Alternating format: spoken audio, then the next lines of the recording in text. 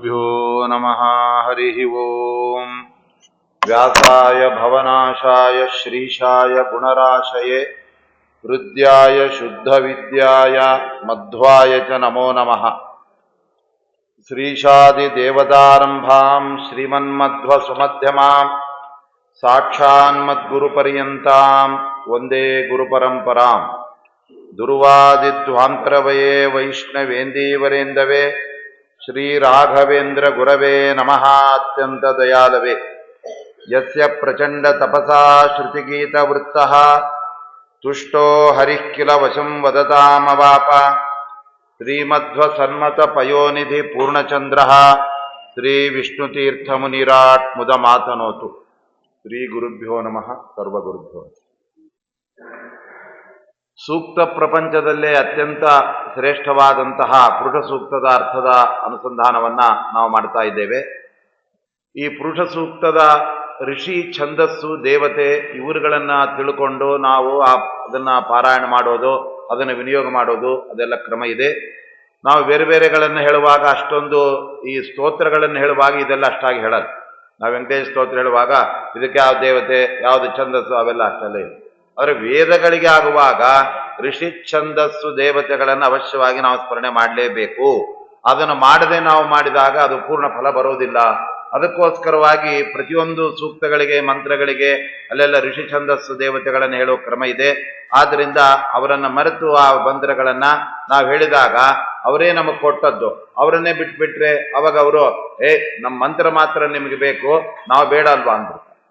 ಆದ್ದರಿಂದಾಗಿ ನಾವು ಇದಕ್ಕೂ ಕೂಡ ಈ ಒಂದು ಪುರುಷ ಸೂಕ್ತ ಇದು ಬಹಳ ಶ್ರೇಷ್ಠವಾದ ಸಕಲ ವೇದಗಳ ಸಾರಭೂತವಾಗಿರ್ತಕ್ಕಂಥ ಪುರುಷ ಸೂಕ್ತ ಅಂತ ಹೇಳಿದ ಮೇಲೆ ಇದಕ್ಕೆ ಒಬ್ಬ ಋಷಿ ಬೇಕು. ಆ ಋಷಿ ಯಾರು? ಅದರ ಜೊತೆಗೆ ನಮಗೆ ಅಲ್ಲಿ ಛಂದಸ್ಸುಗಳೆಲ್ಲ ಯಾವುದು, ಜೊತೆಗೆ ದೇವತೆ, ಆ ಮಂತ್ರ ಪ್ರತಿಪಾದೆಯ ಈ ಮೂರು ವಿಷಯವನ್ನು ತಿಳ್ಕೊಳ್ಬೇಕು. ಅದಕ್ಕೆ ಇಲ್ಲಿ ನಮ್ಮ ರಾಘವೇಂದ್ರ ಸ್ವಾಮಿಗಳು ಪುರುಷ ಸೂಕ್ತಕ್ಕೆಲ್ಲ ವ್ಯಾಖ್ಯಾನ ಮಾಡುವಾಗ ಅವರು ಹೇಳ್ತಾ ಇದ್ದಾರೆ, ಅಸ್ಯ ಸೂಕ್ತಸ್ಯ ನಾರಾಯಣ ಋಷಿ ಅಂತ ಹೇಳ್ತಾರೆ. ಈ ಪುರುಷ ಸೂಕ್ತವನ್ನ ಮೊಟ್ಟ ಮೊದಲು ಕಂಡುಕೊಂಡವರು ಅವರೇ ಋಷಿಗಳಾಗ್ತಾರೆ. ಯಾವಾಗಲೂ ಇನ್ನೊಬ್ಬರ ಹತ್ರ ಕೇಳ್ಕೊಂಡ್ಬಿಟ್ಟು ಅವ್ರು ಹೇಳಿದರೆ ಅವರು ಋಷಿಗಳಾಗೋದಿಲ್ಲ. ಆದ್ದರಿಂದ ಋಷಿಗಳು ಅಂತ ಹೇಳಿದ್ರೆ ವಿಶ್ವಾಮಿತ್ರ ಋಷಿಗಳು, ಗಾಯತ್ರಿ ಮಂತ್ರಕ್ಕೆ ಋಷಿಗಳು ಅಂತ ಹೇಳ್ತೇವೆ. ಯಾಕೆ ಅಂದ್ರೆ ಅದಕ್ಕಿಂತ ಮುಂಚೆ ಈ ಓಂ ಭೂರ್ಭುವಃ ಅಂತ ವ್ಯಾಹೃತಿ, ಆಮೇಲೆ ತತ್ಸವಿತುರ್ವರೆಣ್ಯಂ ಅಂತ ಗಾಯತ್ರಿ ಎರಡೂ ಸೇರಿಸಿ ಒಂದು ಮಂತ್ರ ಅಂತ ಯಾರು ಕೂಡ ನಮಗೆ ಕೊಟ್ಟಿರ್ಲಿಲ್ಲ. ಅದನ್ನ ಮೊಟ್ಟ ಮೊದಲು ನೋಡಿ ಗಾಯತ್ರಿಗೆ ವ್ಯಾಹೃತಿ ಸೇರಿಸಿದ್ರೆ ಅದು ಭಾರಿ ಶ್ರೇಷ್ಠವಾದ ಬ್ರಹ್ಮ ಗಾಯತ್ರಿ ಆಗತ್ತೆ ಅಂತ ನಮಗೆ ತಿಳಿಸಿಕೊಟ್ಟು ಮೊಟ್ಟ ಮೊದಲು ಅದನ್ನು ಹೇಳಿಕೊಟ್ಟವರೇ ವಿಶ್ವಾಮಿತ್ರರು. ಆದ್ರಿಂದ ಗಾಯತ್ರಿ ಮಂತ್ರಕ್ಕೆ ವಿಶ್ವಾಮಿತ್ರ ಋಷಿ. ಅದೇ ತರ ಗಾಯತ್ರಿ ಅಂತ ಒಂದು ಛಂದಸ್ಸಿದೆ, ಅದೊಂದು ಸೂರ್ಯನಾರಾಯಣ ದೇವತೆ, ಅವು ಮೂರಲ್ಲಿ ನಾವು ತಿಳ್ಕೊಳ್ತೇವೆ. ಅದರಂತೆ ಈ ಪುರುಷ ಸೂಕ್ತಕ್ಕಾಗುವಾಗ ನಾರಾಯಣನೇ ಋಷಿ ಅಂತ ಹೇಳ್ತಾ ಇದ್ದಾರೆ. ಇಲ್ಲಿ ನಾರಾಯಣ ಅಂದ್ರೆ ಮತ್ತೆ ನಮಗೆ ಡೌಟ್ ಬರುತ್ತೆ. ನಾರಾಯಣ ಋಷಿ ಅಂದ್ಕೂಡಲೇ ನಮ್ಮ ಸಮಸ್ಯೆ, ಸಂದೇಹ ಪರಿಹಾರ ಆಗೋದಿಲ್ಲ. ನಾರಾಯಣ ಅಂದ್ರೆ ಯಾರು? ಪರಮಾತ್ಮ ಮೂಲ ರೂಪದ ನಾರಾಯಣ ಅಂತಿದ್ದಾನೆ ಅವನು, ಅಥವಾ ಅವತಾರದಲ್ಲಿ ಪರಮಾತ್ಮ ದಕ್ಷ ಪ್ರಜಾಪತಿಯ ಮಗಳಾದ ಮೂರ್ತಿ ದೇವಿಗೆ ಅವಳ ಗಂಡನಾದಂತಹ ಧರ್ಮ ಅಂತ ಆ ಯಮಧರ್ಮ, ಅವರಿಬ್ಬರ ದಾಂಪತ್ಯದಲ್ಲಿ ಹರಿ, ಕೃಷ್ಣ, ನರ, ನಾರಾಯಣ ಅಂತ 4 ರೂಪ ತಗೊಂಡಿದ್ದ. ಅದು ತುಂಬಾ ಹಿಂದೆನೆ ಕೃತಯುಗದಲ್ಲಿ ಆಗಿರತಕ್ಕಂಥದ್ದು. ಆ ನಾರಾಯಣನೋ ಅಥವಾ ಈ ಮೂಲ ರೂಪದ ನಾರಾಯಣನೋ ಅಂತ ನಮಗೆ ಸಂದೇಹ ಬರುತ್ತೆ. ಅದಕ್ಕೆ ಇಲ್ಲಿ ಸ್ಪಷ್ಟೀಕರಣ ಕೊಡ್ತಾ ಇದ್ದಾರೆ ನೋಡಿ.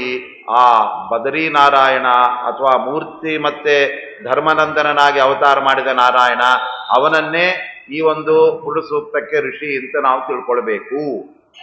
ಆದ ಬಿಟ್ಟು ಮೂಲ ರೂಪದ ನಾರಾಯಣ ಅದನ್ನ ಇಲ್ಲಿ ತಗೊಳ್ಳೋದಲ್ಲ. ಯಾಕೆ ಅಂದ್ರೆ ಇದನ್ನ ಉಪದೇಶ ಮಾಡಿದ್ದು ಯಾವಾಗ? ಸೃಷ್ಟಿ ಎಲ್ಲ ಆದಮೇಲೆ. ಸೃಷ್ಟಿಗಿಂತ ಮುಂಚೆನೇ ಇದ್ದಂತಹದ್ದು ಪರಮಾತ್ಮನ ನಾರಾಯಣ ಅಂತ ರೂಪ, ಭಗವಂತನ ವ್ಯೂಹ ರೂಪಗಳು ಅಂತಿದ್ದು. ಯಾವುದದು? ಅನಿರುದ್ಧ, ಪ್ರದ್ಯುಮ್ನ, ಸಂಕರ್ಷಣ, ವಾಸುದೇವ, ನಾರಾಯಣ. ಆದ್ರಿಂದ ನಾರಾಯಣ ಪರತಮ ಪರಮಾತ್ಸೇಕಃ ಸಂಶಾಂತ ಸಂವಿದ ಕಿಲಂ ಅಂತ ಹೇಳಿ ಸೃಷ್ಟಿಗಿಂತ ಮುಂಚೆ ಇದ್ದ ಮೂಲ ರೂಪದ ನಾರಾಯಣ, ಅವನನ್ನ ಪುರುಷ ಸೂಕ್ತಕ್ಕೆ ಋಷಿ ಅಂತ ಇಲ್ಲಿ ಹೇಳ್ತಾ ಇಲ್ಲ. ಇದು ಫಸ್ಟ್ ಕ್ಲಿಯರ್ ಆಗುದು. ಯಾಕಂದ್ರೆ ಅದೇ ಹೆಸರು, ಅವತಾರ ರೂಪಕ್ಕೂ ನಾರಾಯಣ ಅಂತ ಹೆಸರು, ಮೂಲ ರೂಪಕ್ಕೂ ನಾರಾಯಣ ಅಂತ ಹೆಸರು. ಮತ್ತೆ ಯಾರು ನಾರಾಯಣ ಅಂತ ನಾವು ತಗೊಳ್ಬೇಕು. ಅದಕ್ಕೆ ಬಹಳ ಸ್ಪಷ್ಟವಾಗಿ ಹೇಳ್ತಾ ಇದ್ದಾರೆ, ಧರ್ಮನಂದನನಾದ ಮೂರ್ತಿ ದೇವಿಯ ಪುತ್ರನಾದ ಪರಮಾತ್ಮನೇ ನಾರಾಯಣ. ಆ ನಾರಾಯಣ ಋಷಿಯೂ ಕೂಡ ಆಗಿದ್ದಾನೆ.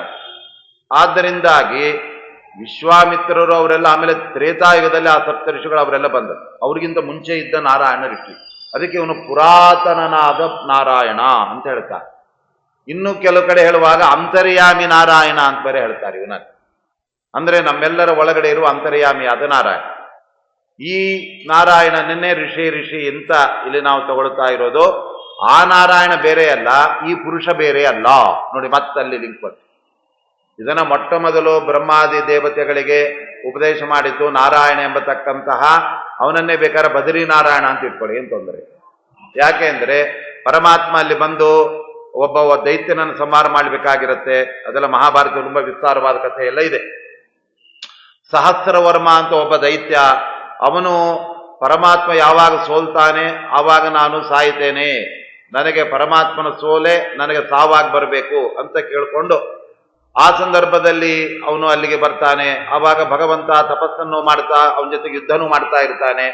ಆದ್ರಿಂದ ಅವನೇ ನಾರಾಯಣ ಅಂತ ಹೇಳ್ಬಿಟ್ಟು ಆ ಸಂದರ್ಭದಲ್ಲಿ ತಪಸ್ವಿಯಾಗಿ ಪರಮಾತ್ಮ ಹಿಂಗೆ ಕೂತ್ಕೊಂಡಾಗ ಅವನು ನಾರಾಯಣ. ಅವನು ತಪಸ್ ಮಾಡುವಾಗ ಬೇರೆ ಕಡೆ ಎಲ್ಲ ಬಿಸಿಲು ಅದೆಲ್ಲ ಬರಕ್ ಶುರುವಾಯ್ತು.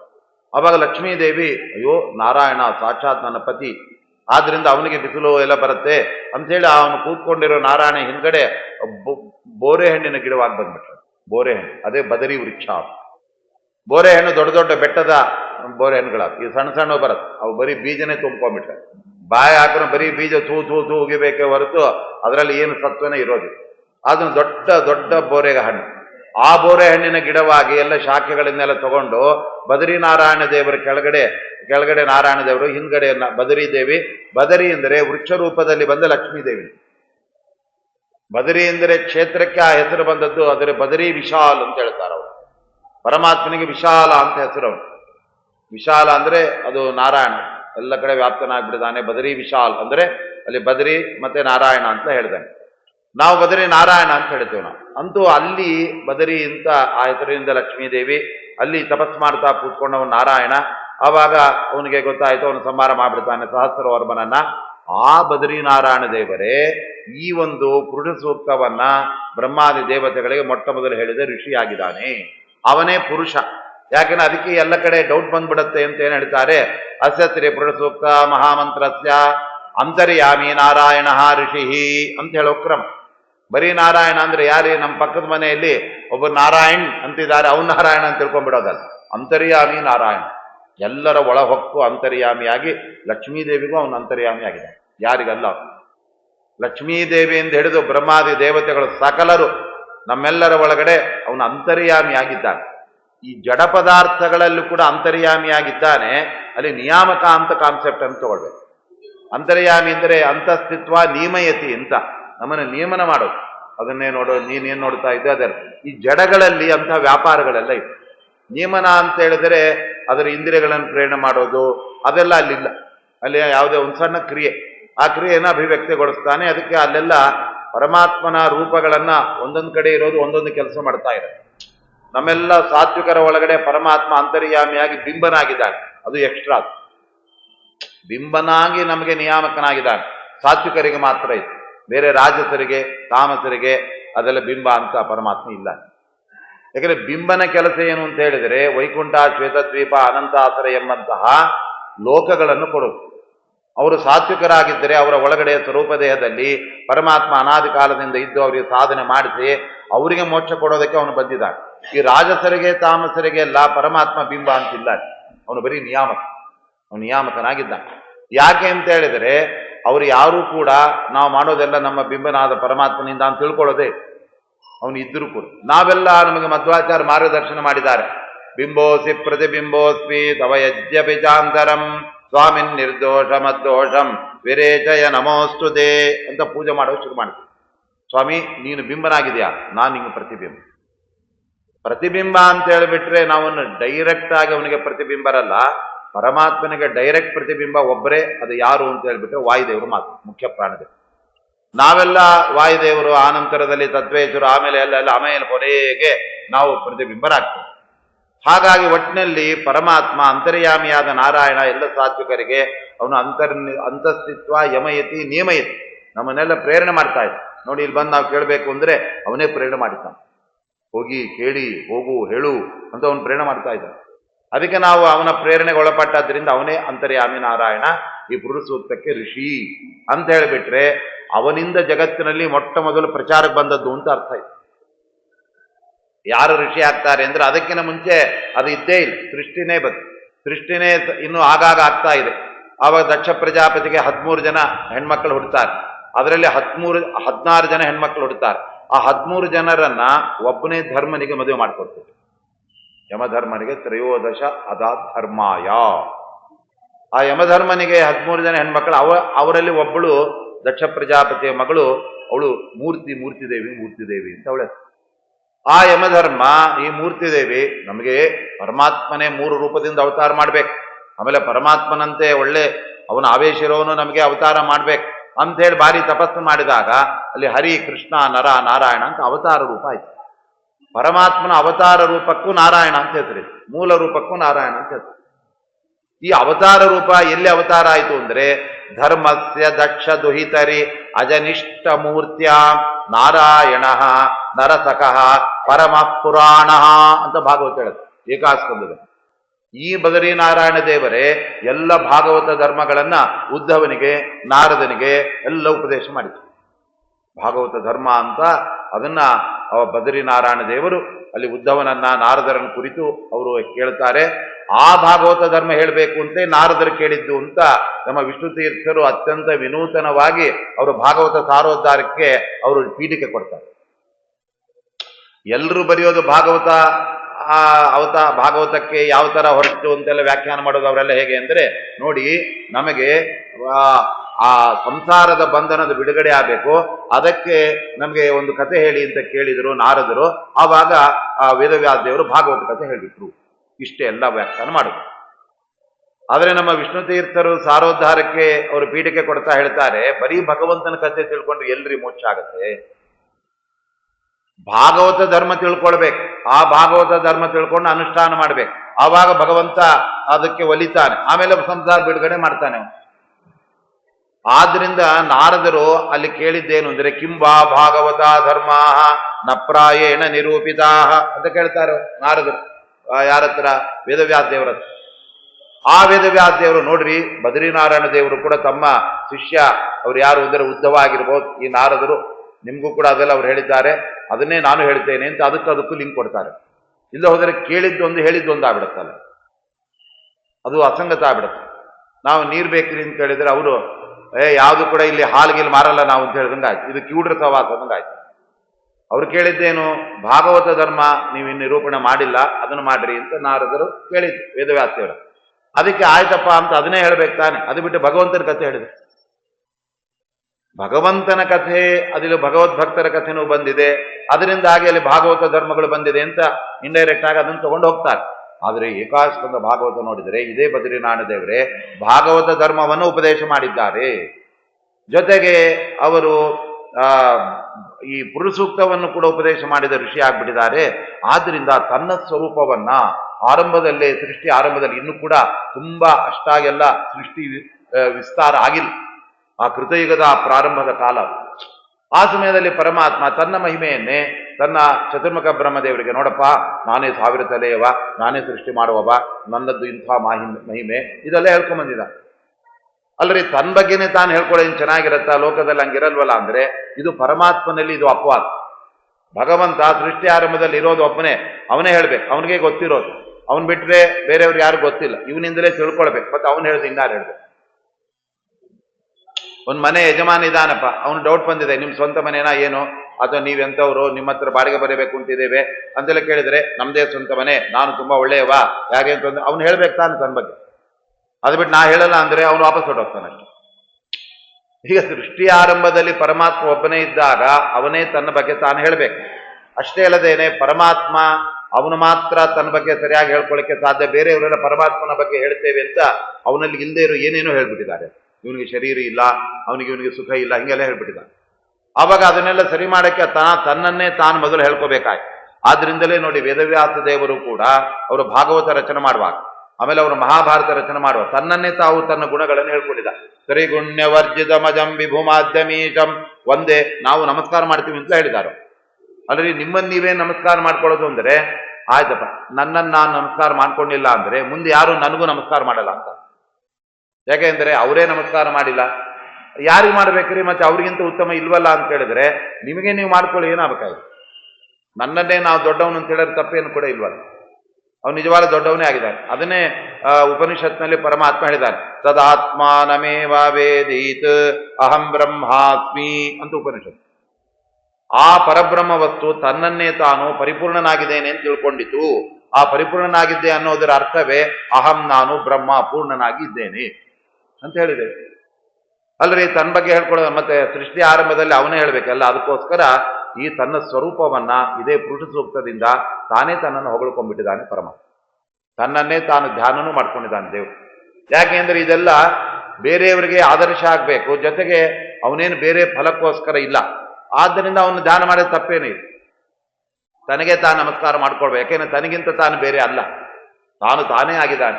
ತನ್ನಲ್ಲಿ ತಾನು ತಾದಾತ್ಮ್ಯ ಇದೆ ಅವನಿಗೆ. ಆದ್ರಿಂದ ತನ್ನ ಮಹಿಮೆ ಹೇಳ್ಕೊಂಡ ತನ್ನ ಆ ಸ್ವರೂಪವನ್ನ ಅವನು ಪರಮಾತ್ಮ ತಿಳಿಸ್ಕೊಡ್ತಾ ಇದ್ದಾನೆ.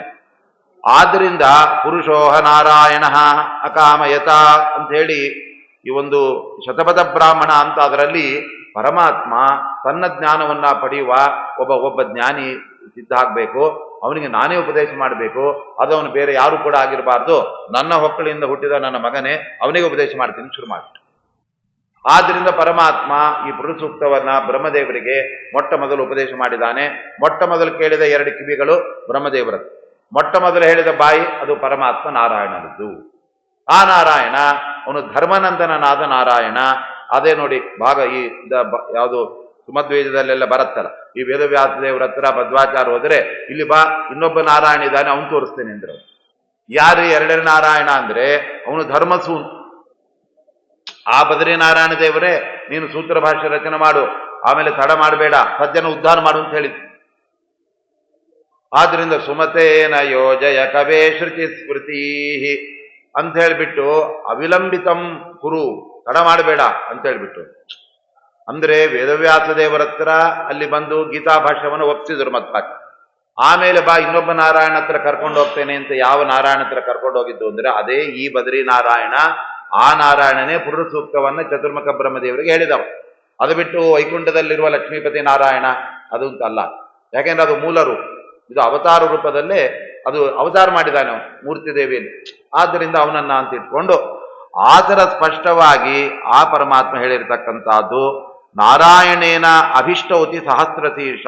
ನೋಡಿ ಶತಪಥ ಬ್ರಾಹ್ಮಣ ಹೇಳಿ ತನ್ನನ್ನೇ ತಾನು 1000 ತಲೆ ಇರುವವ, 1000 ಕಾಲುಗಳು ಕೈಗಳಿರುವವ ಅಂತೇಳಿ ತನ್ನ ಸ್ತೋತ್ರವನ್ನೇ ತಾನು ಮಾಡ್ಕೊತಾ ಇದ್ದಾನೆ.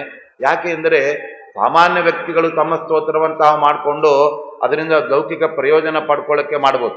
ಈ ಪರಮಾತ್ಮ ಜ್ಞಾನ ಪರಂಪರೆ ಉಳಿಸೋದಕ್ಕೋಸ್ಕರ ಮಾಡಿ, ಇವನಿಗೆ ಲೌಕಿಕದ ಉದ್ದೇಶ ಯಾವುದು ಕೂಡ ಇಲ್ಲ. ಯಾಕಂದ್ರೆ ಬ್ರಹ್ಮದೇವರಿಗೆ ಅವನು ಉಪದೇಶ ಮಾಡಿದರೆ ಅವರಿಗೆ ಜ್ಞಾನ. ಆದ್ದರಿಂದ ಪರಮಾತ್ಮ ಉಪದೇಶ ಮಾಡೋದು ಬ್ರಹ್ಮದೇವರಿಗೆ. ಅದರಿಂದ ಅವರಿಗೆ ಆದಿ ಕವಿಗಳು ಅಂತ ಆ ಪರಮಾತ್ಮನಿಂದ ಉಪದೇಶ ಪಡ್ಕೊಂಡಿದ್ದಕ್ಕೆ ಅವರ ಜ್ಞಾನ ಉತ್ಕೃಷ್ಟವಾಗಿ ಸಜಾತೋ ಅತ್ಯರಿಚ್ಯತ ಪಶ್ಚಾತ್ ಭೂಮಿಮತೋ ಪುರಃ ಅಂತ ಹೇಳ್ಬಿಟ್ಟಿದ. ಪರಮಾತ್ಮನಿಂದ ಉಪದೇಶ ಪಡ್ಕೊಂಡಿದ್ದಕ್ಕೇನೆ ಆ ಬ್ರಹ್ಮದೇವರು ಬೇರೆ ಎಲ್ಲಾ ಜ್ಞಾನಿಗಳಿಗಿಂತ ದೊಡ್ಡ ಮಟ್ಟದಲ್ಲಿ ಎತ್ತರದಲ್ಲಿ ಅವರಿದ್ದಾರೆ. ಅವರಿಗೆ ಪರಮಾತ್ಮ ಉಪದೇಶ ಮಾಡ್ಬೇಕಾಗುತ್ತೆ. ಆದ್ದರಿಂದ ಜ್ಞಾನ ಅವರಿಗೆ ಅನಾದಿ ಕಾಲದಿಂದ ಇರ್ಬೋದು, ಆದರೆ ಪರಮಾತ್ಮನಿಂದ ಮತ್ತೆ ಉಪದೇಶ ಪಡ್ಕೊಳ್ಬೇಕು ಅಂತಲೂ ಅವರು ಬಂದಿರ್ತಾರೆ. ಅದಕ್ಕೆ ನೋಡಿ ಪರಮಾತ್ಮ ಎಲ್ಲರಿಗೂ ಗುರು ಅಂತ ಶಾಸ್ತ್ರ ಹೇಳ್ತಾ ಇದೆ. ನಾರಾಯಣಂ ಸುರಗುರುಂ ಜಗದೇಕನಾಥಂ. ಎಲ್ಲ ದೇವತೆಗಳು, ಸುರ ಅಂದ್ರೆ ಇಂದ್ರ ಹಂಗೆಲ್ಲ ಅಲ್ಲ, ಬ್ರಹ್ಮದೇವರಿಗೂ ಉಪದೇಶ ಮಾಡ್ತಾರೆ. ಐತರೇಯ ರೂಪದಿಂದ ಪರಮಾತ್ಮ ಸ್ವರ್ಗಲೋಕಕ್ಕೆ ಹೋಗಿ ಲಕ್ಷ್ಮೀದೇವಿಗೂ ಉಪದೇಶ ಮಾಡಿದ್ರು. ಮಹಾಲಕ್ಷ್ಮೀ ದೇವಿ ಅಲ್ಲಿ ಕೂತಿದ್ದಾಳೆ. ಐದರೇ ಉಪನಿಷತ್ತು ಹೇಳಿಬಿಟ್ರೆ ಪರಮಾತ್ಮನ ಆ ಉಪದೇಶದಿಂದ ಲಕ್ಷ್ಮೀದೇವಿಗೂ ಕೂಡ ಆ ಇದ್ದ ಜ್ಞಾನ ಅಭಿವ್ಯಕ್ತಿ ಆಯ್ತು. ಬ್ರಹ್ಮಾದಿಗಳು ಅಲ್ಲಿ ಕೂತ್ಕೊಂಡು. ಆದ್ರಿಂದ ಅದಕ್ಕೆ ಆಚಾರ್ಯ ಹೇಳ್ತಾರೆ, ಲಕ್ಷ್ಮಿಯನ್ನು ಬಿಟ್ಟು ಪರಮಾತ್ಮ ಗುರು ಅಂತ ಏನು ತಿಳ್ಕೊಳ್ಬೇಡಿ, ಅವಳಿಗೂ ಜ್ಞಾನದ ಅಭಿವ್ಯಕ್ತಿ ಆಗ್ಬೇಕಾದ್ರೆ ಪರಮಾತ್ಮ ಬೇಕು. ಜ್ಞಾನ ಪ್ರದತ್ತ ಭಗವಾನ್ ಕಮಲಾ ವಿರಿಂಚಿ ಶರುವಾದಿ ಪೂರ್ವ ಜಗತಃ. ಲಕ್ಷ್ಮೀದೇವಿಯನ್ನು ಸೇರಿಸ್ಕೊಂಡೇ ಹೇಳಿದ್ದಾರೆ. ಸುರಗುರು ಅನ್ನೋದಕ್ಕೆ ಮಧ್ವಾಚಾರ್ಯ ವ್ಯಾಖ್ಯಾನ ಮಾಡ್ತಾರೆ. ನಾರಾಯಣಂ ಸುರಗುರು ಅಂದರೆ ಬೇರೆಯವರೆಲ್ಲ ಸುರ ಅಂದ್ರೆ ಯಾರು ಸಣ್ಣ ಪುಟ್ಟ ದೇವತೆಗಳು ಇಂದ್ರಾದಿಗಳು, ಅವರಿಗೆ ಪರಮಾತ್ಮ ಉಪದೇಶ ಮಾಡಿದ್ದಾರೆ. ಯಾರು ಹೇಳಿದ್ದು? ಎಲ್ಲ ಲಕ್ಷ್ಮೀದೇವಿಯನ್ನೇ ಸೇರಿಸ್ಕೊಳ್ಳಿ. ಆದ್ರಿಂದ ಕಮಲಾ ವಿರಿಂಚಿ ಶರುವಾದಿ ಪೂರ್ವ ಜಗತಃ ಅಸ್ಯ ಉಪದೇಷ್ಟ ಅಂದಮೇಲೆ ಆ ಪರಮಾತ್ಮನಿಂದಲೇ ಎಲ್ಲರಿಗೂ ಜ್ಞಾನ. ಕೆಲವರಿಗೆ ಜ್ಞಾನ ಅಭಿವ್ಯಕ್ತಿ ಆಗತ್ತೆ, ಕೆಲವರಿಗೆ ಇಲ್ಲದೆ ಇರೋ ಜ್ಞಾನ ಹುಟ್ಟತ್ತೆ. ಒಟ್ಟಿನಲ್ಲಿ ಜ್ಞಾನ ಅನ್ನೋದು ಪರಮಾತ್ಮನಿಂದಲೇ. ಹಾಗಾಗಿ ಇದು ಸ್ಪಷ್ಟವಾಗಲಿರೋಣದರಿಂದಾಗಿ ಆ ಪರಮಾತ್ಮ ಅವನು ಪುರುಷೇಣ ನಾರಾಯಣೇನ ಅಭಿಷ್ಟೌತಿ ಅಂತ ಹೇಳ್ಬಿಟ್ಟಿದ್ದಾನೆ. ಆ ಪರಮಾತ್ಮನೇ ತನ್ನನ್ನು ಸ್ತೋತ್ರ ಮಾಡಿಕೊಂಡು ತನ್ನ ಬಗ್ಗೆ ಇವರು ಸರಿಯಾಗಿ ತಿಳ್ಕೊಳ್ಳಿ ಅಂತ ಹೇಳಿದ್ದಾರೆ. ಅದೇ ತರ ಪರಮಾತ್ಮ ಕೃಷ್ಣ ಬೆಳಗ್ಗೆ 4:15 ಎದ್ದು ಆ 4:45 ಸ್ನಾನ ಮಾಡಿ ದಧ್ಯೌ ಪ್ರಸನ್ನ ಕರ್ಣಃ, ಆ ಒಳ್ಳೆ ಬ್ರಾಹ್ಮಿ ಮುಹೂರ್ತದಲ್ಲಿ ಜಪಮಣಿ ಹಿಡ್ಕೊಂಡು ನಾನೇ ಜಗತ್ತನ್ನು ಸೃಷ್ಟಿ ಮಾಡಿದೆ, ನಾನು ಜಗತ್ತನ್ನು ಸಂರಕ್ಷಣೆ ಮಾಡ್ತಾ ಇದ್ದೇನೆ, ಇದನ್ನು ಚಿಂತನೆ ಮಾಡ್ತಾ ಇದ್ದೇನೆ. ತನ್ನ ಗುಣಗಳನ್ನೇ ತಾನು ಚಿಂತನೆ ಮಾಡ್ತಾನೆ. ಯಾಕೆ ಅಂತ ಹೇಳಿದರೆ ಈ ಬೇರೆಯವರಿಗೆಲ್ಲ ಆ ಥರ ಗುಣಗಳ ಚಿಂತನೆ ಮಾರ್ಗದರ್ಶನ ಮಾಡಬೇಕಾಗಿದೆ. ಆದ್ರಿಂದ ತನ್ನನ್ನೇ ತಾನು ಸ್ತೋತ್ರ ಮಾಡ್ಕೊಂಡ್ಬಿಟ್ಟು ಈ ಸೂಕ್ತವನ್ನು ಕೂಡ ಪರಮಾತ್ಮ ಹೇಳ್ತಾ ಇದ್ದಾನೆ. ಎಷ್ಟಪ್ಪ ಇದರಲ್ಲಿ ಮಂತ್ರ ಇದೆ ಅಂದರೆ ಸಹಸ್ರಾಕ್ಷ ಸಹಸ್ರಪಾದಿತ್ಯಾದಿನ ಷೋಡಶರ್ಚೇನ ಷೋಡಶಕಲಂ ವಾಯುಧಂ ಸರ್ವಂ ಅಂತ. ಷೋಡಶಕಲಾ ಪೂರ್ಣನಾದ ಪರಮಾತ್ಮ 16 ಋಕ್ಕಗಳಿರುವಂತಹ ಈ ಒಂದು ಪುರುಷ ಸೂಕ್ತವನ್ನ ಚತುರ್ಮುಖ ಬ್ರಹ್ಮದೇವರಿಗೆ ಪರಮಾತ್ಮ ಉಪದೇಶ ರೂಪವಾಗಿ ಅವನು ನೀಡಿದ್ದಾನೆ.